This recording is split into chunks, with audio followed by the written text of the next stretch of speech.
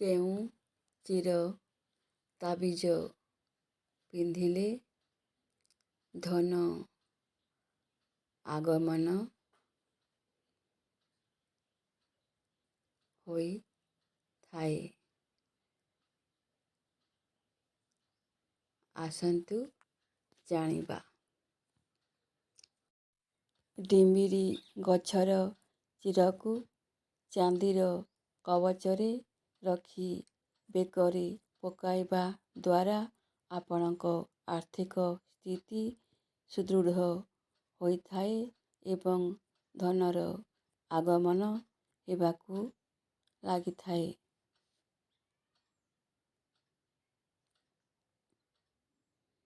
ପ୍ରଖର ସୂର୍ଯ୍ୟ କିରଣରେ ଅଧିକ ସମୟ ଛିଡ଼ା ହେବା ଉଚିତ ନୁହେଁ ଏବଂ ଶବଦାହ ସମୟରେ ନିଆଁ ନାକରେ ବାଜିବା ଅନୁଚିତ।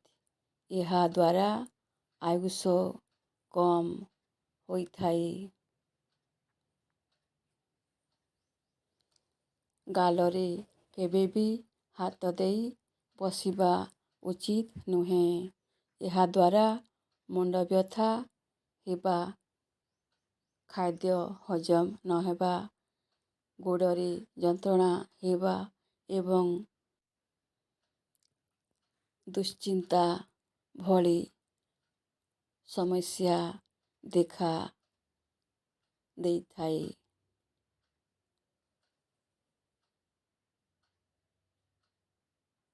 ପ୍ରତ୍ୟେକ ଦିନ ସକାଳୁ ଉଠିବା ପରେ 1 ଲୋଟା ପାଣି ଘର ଆଗରେ ଢାଳିବା ଉଚିତ।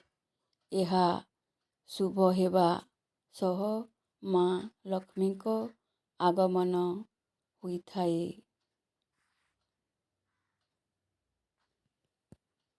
ଧନତେରସ ଦିନ ଲୁହାର ଜିନିଷ, ଗାଡ଼ି, କାଚ କିମ୍ବା ଧାରୁଆ ଜିନିଷ ଜମା କିଣନ୍ତୁ ନାହିଁ। ଏହି ଦିନ ଧଳା ରଙ୍ଗର କପଡ଼ା ମଧ୍ୟ କିଣିବା ଉଚିତ ନୁହେଁ କାରଣ ଏହି ଦିନ ରାହୁ କାଳର ଦିନ ହୋଇଥାଏ।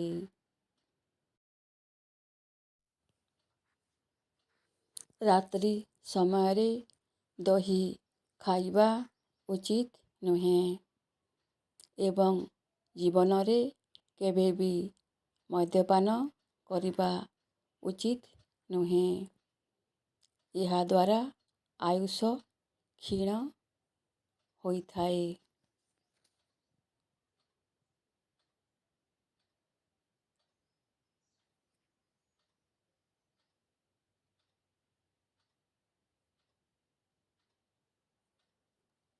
ଅଧିକ ଦିନ ଯାଏଁ ରାତିରେ ଉଜାଗର ରହିବା ଉଚିତ ନୁହେଁ ଏବଂ ଅତ୍ୟଧିକ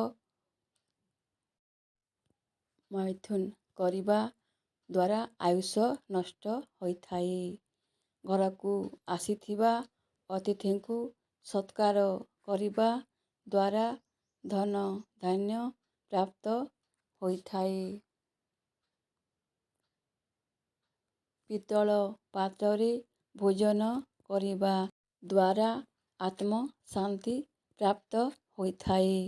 ସେହିପରି ତମ୍ବା ପାତ୍ରରେ ଭୋଜନ କଲେ ଶରୀରର କ୍ଳାନ୍ତି ଦୂର ହୋଇଥାଏ। ଶରୀର ସୁସ୍ଥ ଏବଂ ସବଳ ରହିଥାଏ।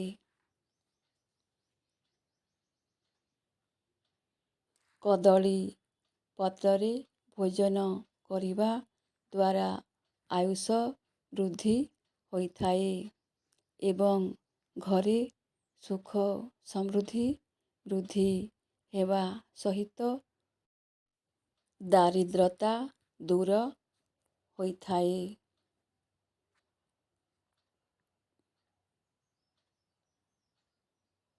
ଭୋଜନ କରୁଥିବା ସମୟରେ ଏବଂ ସ୍ନାନ କରୁଥିବା ସମୟରେ କାହାକୁ ନମସ୍କାର କରିବା ଉଚିତ ନୁହେଁ।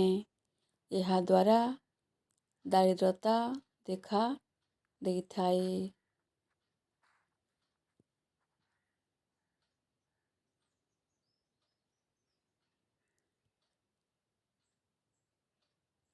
ବୁଧବାର ଏବଂ ଶୁକ୍ରବାର ଦିନ ନଖ ଏବଂ ବାଳ କାଟିବା ଉଚିତ।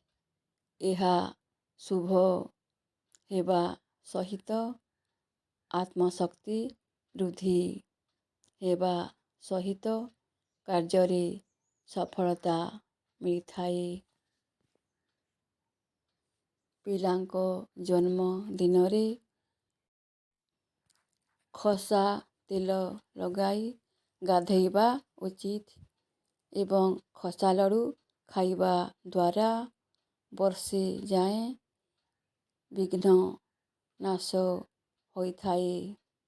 ଶନିବାର ଦିନ ଲୁହାର ଜିନିଷ କ୍ରୟ କିମ୍ବା ବିକ୍ରୟ କରିବା ଦ୍ୱାରା ବିଭିନ୍ନ ସମସ୍ୟା ଦେଖା ଦେଇଥାଏ। ସନ୍ଧ୍ୟା ସମୟରେ ଗୃହରେ ଶଙ୍ଖ ବଜାଇଲେ ଗୃହରେ ଶାନ୍ତି ଓ ସମୃଦ୍ଧି ଆସିଥାଏ। ହିଂସ୍ର ଜନ୍ତୁ ଓ ସରୀସୃପ ପଳାୟନ କରିଥାନ୍ତି। ଏହା ସହିତ ପାଚନ ଶକ୍ତି ବୃଦ୍ଧି ପାଇବା ସହିତ ସ୍ୱାସ୍ଥ୍ୟଗତ ସମସ୍ୟା ଦୂର ହୋଇଥାଏ। ଧନତେରସ ଦିନ ଲକ୍ଷ୍ମୀ ଗଣେଶଙ୍କ ମୂର୍ତ୍ତି ଏବଂ ସୁନା ଓ ରୂପା କିଣି ଘରକୁ ଆଣନ୍ତୁ। ଏହିସବୁ ଜିନିଷ କିଣି ଘରକୁ ଆଣିବା ଦ୍ୱାରା ବର୍ଷକ ଯାକ ଘରେ ଧନର ଅଭାବ ଦେଖା ଯାଇନଥାଏ। ଏହା ସହିତ ଶଙ୍ଖ ମଧ୍ୟ ଘରେ ଆଣି ସ୍ଥାପନ କରନ୍ତୁ। ଏହାଦ୍ୱାରା ମା ଲକ୍ଷ୍ମୀ ଘରକୁ ଆଗମନ କରିଥାନ୍ତି। ଧନତେରସ ଦିନ ଝାଡ଼ୁ ନିଶ୍ଚିତ କିଣି ଘରକୁ ଆଣିବି। ଏହାଦ୍ୱାରା ମା ଲକ୍ଷ୍ମୀ ଆପଣଙ୍କ ଘରକୁ ଆସିଥାନ୍ତି।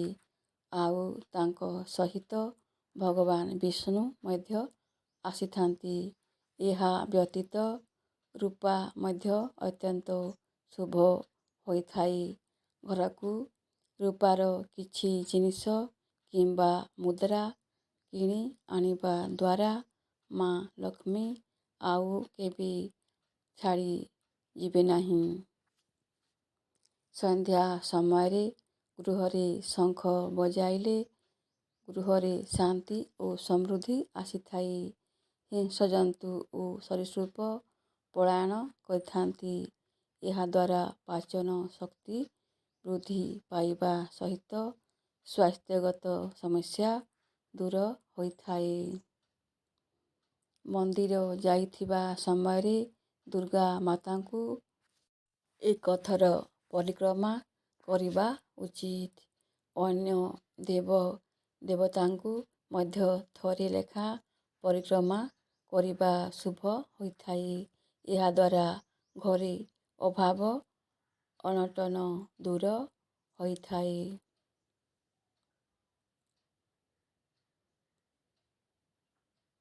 ଯଦି ପିଲାମାନେ ଘରେ ଖରାପ ବ୍ୟବହାର କରୁଥାନ୍ତି କିମ୍ବା ପିତା ମାତାଙ୍କ କଥା ମାନୁନଥାନ୍ତି ତେବେ ତାଙ୍କ ମଥାରେ ପ୍ରତ୍ୟେକ ଦିନ କେଶର କିମ୍ବା ହଳଦୀ ତିଳକ ଲଗାଇବା ଉଚିତ। ଏହାଦ୍ୱାରା ପିଲାମାନଙ୍କ ବ୍ୟବହାରରେ ନିଶ୍ଚିତ ପରିବର୍ତ୍ତନ ଆସିଥାଏ।